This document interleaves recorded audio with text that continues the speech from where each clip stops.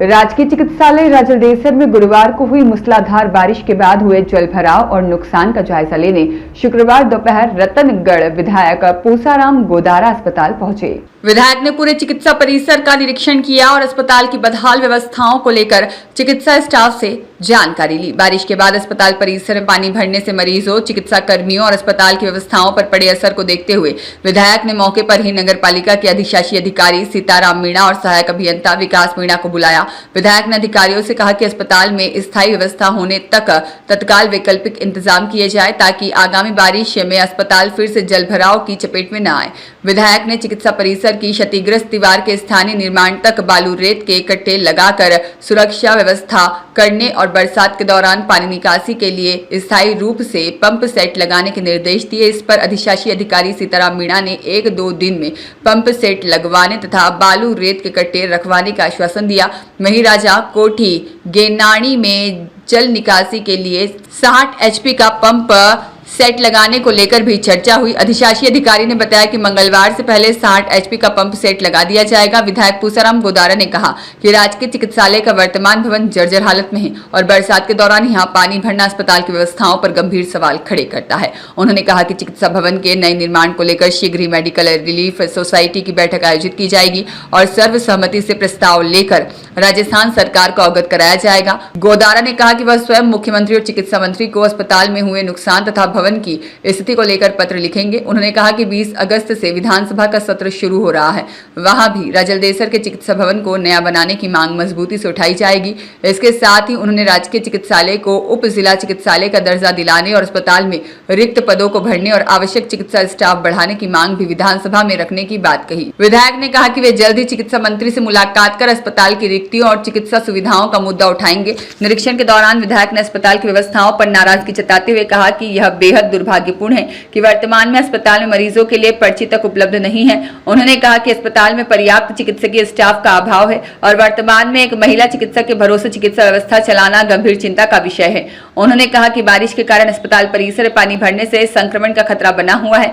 ऐसी स्थिति में डिलीवरी जैसे महत्वपूर्ण चिकित्सा सेवाओं को लेकर भी परेशानी खड़ी हो सकती है। परिसर में डिलीवरी नहीं करवाने की सलाह दी गई है। अस्पताल जैसी संवेदनशील जगह पर जल निकासी और साफ सफाई की पुख्ता व्यवस्था होना बेहद जरूरी है। विधायक गोदारा ने कहा अस्पताल की व्यवस्थाओं को लेकर उनके द्वारा पहले भी कई बार निरीक्षण किया जा चुका है और अधिकारियों को स्थिति से अवगत कराया गया, लेकिन इसके बावजूद अपेक्षित सुधार नजर नहीं आया। उन्होंने सरकार और प्रशासन को चेताते हुए कहा कि अस्पताल का जर्जर भवन कभी भी गंभीर हादसे का कारण बन सकता है। यदि भवन गिरने से किसी व्यक्ति की जान जाती है तो इसकी जिम्मेदारी सरकार और प्रशासन की होगी। उन्होंने कहा कि उनके द्वारा पहले भी 3 बार पत्र के माध्यम से अस्पताल की स्थिति से सरकार को अवगत कराया जा चुका है, लेकिन अब तक अपेक्षित गंभीरता से संज्ञान नहीं लिया गया। विधायक ने कहा कि अस्पताल में आने वाले मरीज और उनके परिजन किसी मजबूरी में नहीं बल्कि इलाज की उम्मीद लेकर आते हैं। ऐसे में उन्हें बदहाल भवन, जलभराव और अपर्याप्त सुविधाओं के बीच इलाज के लिए मजबूर करना व्यवस्था के प्रति गंभीर लापरवाही है। अब केवल निरीक्षण और आश्वासन से काम नहीं चलेगा बल्कि स्थायी समाधान की दिशा में ठोस कदम उठाने होंगे। उन्होंने प्रशासन से अस्पताल की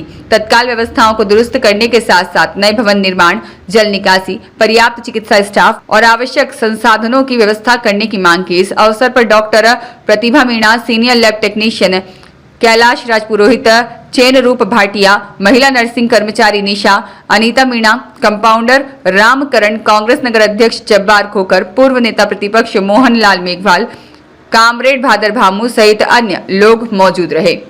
सीएचसी का निरीक्षण किया है क्या? मैंने सीएचसी का आज निरीक्षण नहीं किया। जब बरसात हुई मैंने हमेशा किया है। इसके बाद में पीछे की दीवार की बात हुई जहाँ से पानी भरता है, पानी तो चौतरा भरता है इसमें, उस दीवार को छूटी उसके मैंने साहसी स्वीकृत करके PWD को स्वीकृति भेज दी है। तो उसके जल्दी टेंडर लग रही है, अगले 1 सप्ताह में काम शुरू हो जाएगा। नंबर 2 के भयंकर पानी भरता है। मैंने पूरे सिस्टम का इस CHC का अवलोकन किया है। इसमें EO साहब भी साथ है, AO साहब भी है और हमारे सभी कार्यकर्ता राजलदेसर के सभी लोग शामिल हैं। हालात ये है कि 3-3 फुट पानी भरा है। ये बात सही है कि नगर पालिका के DO को थोड़ा मैं धन्यवाद इसलिए दूंगा कि इन्होंने तत्काल रातों रात पानी निकाल दिया, नहीं तो ये गिर जाता। अब इसमें यही निर्णय लिया है कि इसका प्रस्ताव तो राज्य सरकार को भेजेंगे, इसे तत्काल हटाया जाएगा। लेकिन मैं आज इस बयान के जरिए कहना चाहता हूँ राजस्थान की सरकार को, जिला प्रशासन को और स्वास्थ्य विभाग के सीएमएचओ से पूरे प्रशासन को, अगर ये गिर गई, हमने एक बार 3 बार लिख दिया है, तो जिम्मेदारी राजस्थान सरकार और स्वास्थ्य विभाग की होगी। ये लगभग जरबर होगी और हमेशा बरसात 3-3 फुट पानी चढ़ता है। इसका इलाज यही है कि इसको या तो तत्काल इसको नीचे से भर्ती करके इसको उठाया जाए और अन्य वाली जगह शिफ्ट कराया जाए।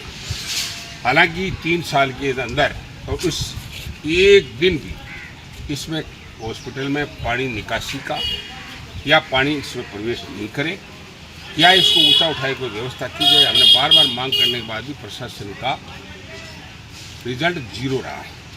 आज ये साहब यहाँ है, इनके भी है, मैंने ये कह दिया कि स्थायी पीछे पीटीओ लगा दो, कुंड बना हुआ है, नहीं तो आपकी भी जिम्मेदारी फिक्स हो जाएगी कि ये पानी क्यों बना रहता 3-3 दिन में पीछे। वहाँ लोग क्वार्टर है, वहाँ पूरी प्रयोगशाला है, कार्यशाला है, अब भी वहाँ पानी पड़ा है। तो इन्होंने कहा हम पीटीओ लगा देंगे। मैंने कहा जनहित का मामला है, ये हॉस्पिटल है, एक आदमी की भरोसे चल रही है। मैंने 10 बार मंत्री जी को लिख दिया, 10 बार प्रशासन को लिख दिया कि यहाँ डॉक्टर लगाया जाए। 7 पोस्ट सैंक्शन में 1 महिला डॉक्टर बैठी है।